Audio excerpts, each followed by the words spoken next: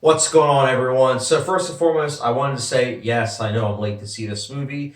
The Kitchen came out back in August of 2019. During that time, there was a lot of movies that came out. And yeah, this is one of those movies that kind of got lifted under the crack, and I'm finally now watching it. So, The Kitchen is a movie that I was actually very much so excited for.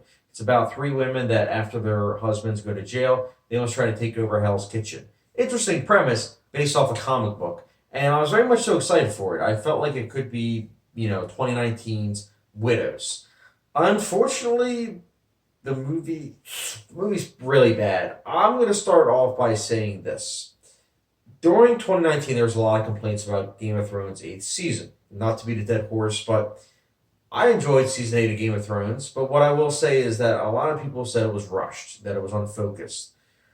I feel like people that say that should probably watch The Kitchen because those two comments could really apply to The Kitchen a lot more. The Kitchen is a movie that 20 minutes into it, all of a sudden these women are in high up positions that you really have to question for not only during the time period, but you don't get to see how they get from point A to B. They go from point A to Z, and you're like, I guess that's okay. There's just a lot of like jumping up logic that I felt like they did it so that way the movie was under 2 hours. But I think it overall impacts a lot of things. I mean, you have the storytelling that's hampered by that. You also have character development that really suffered, I think, personally. I'm not a fan at all of the editing and pacing of this movie. And that's saying something considering that, I like fast paced movies. And yes, this movie was fast paced, but it was compromising everything else. It was compromising that so that when you're watching it, if you're a casual viewer, you're just watching it, you're just taking it in. And that's fine. But for me personally, I want more to it.